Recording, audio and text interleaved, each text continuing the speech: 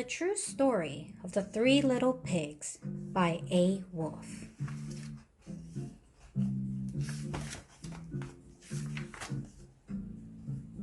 Everybody knows the story of the three little pigs, or at least they think they do.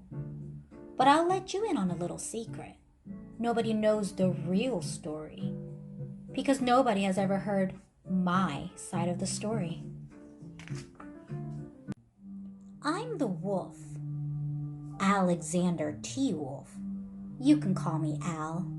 I don't know how this whole big bad wolf thing got started, but it's all wrong. Maybe it's because of our diet. Hey, it's not my fault wolves eat cute little animals like bunnies and sheep and pigs. That's just the way we are. If cheeseburgers were cute, folks would probably think they were big and bad too. But like I was saying, the whole big bad wolf thing is all wrong. The real story is about a sneeze and a cup of sugar. This is the real story. Way back in Once Upon a Time, I was making a birthday cake for my dear old granny. I had a terrible sneezing cold. I ran out of sugar. So I walked down the street to ask my neighbor for a cup of sugar. Now, this neighbor was a pig, and he wasn't too bright either. He had built his whole house of straw. Can you believe it? I mean, who in his right mind would build a house of straw? So, of course, the minute I knocked on the door, it fell right in. I didn't want to just walk into somebody else's house, so I called, little pig, are you in?" No answer. I was just about to go home without the cup of sugar for my dear old granny's birthday cake. That's when my nose started to itch. I felt a sneeze coming on. Well, I huffed and I snuffed. And I sneezed a great sneeze.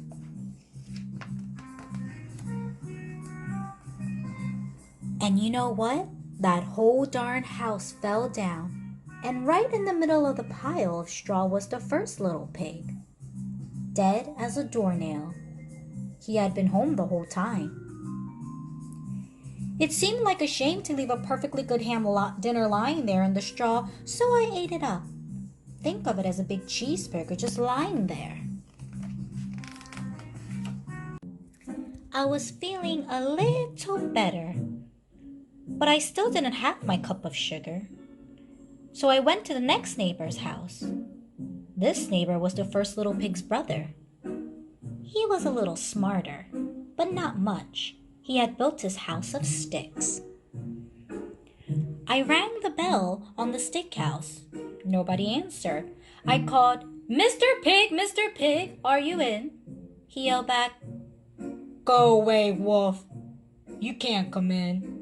I'm shaving the hairs on my chinny chin chin." I had just grabbed the doorknob when I felt another sneeze coming on.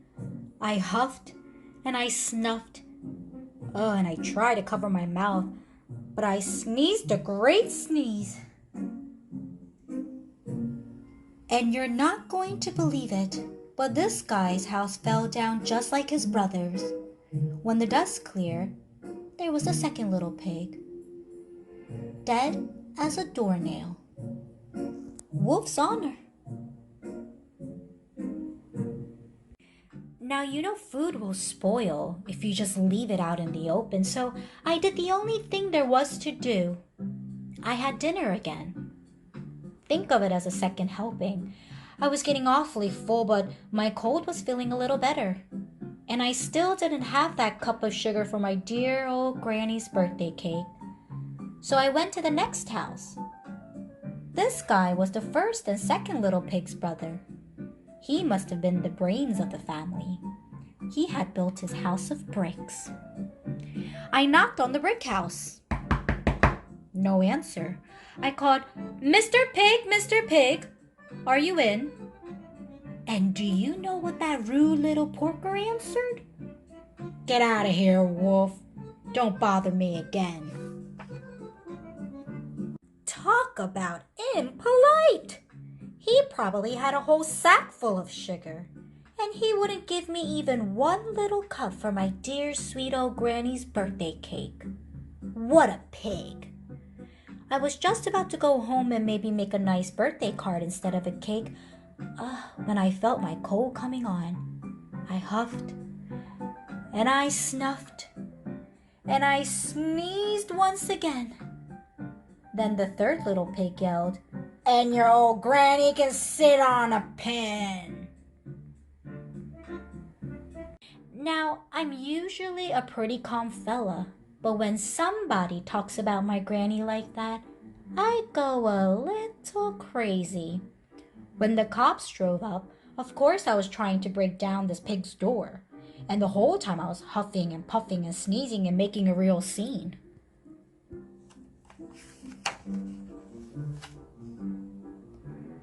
The rest, as they say, is history. The news reporter found out about the 2 pigs I had for dinner. They figured a sick guy going to borrow a cup of sugar didn't sound very exciting, so they jazzed up the story with all that huff and puff and blow your house down, and they made me the big bad wolf. That's it. The real story. I was framed. But maybe you could loan me a cup of sugar.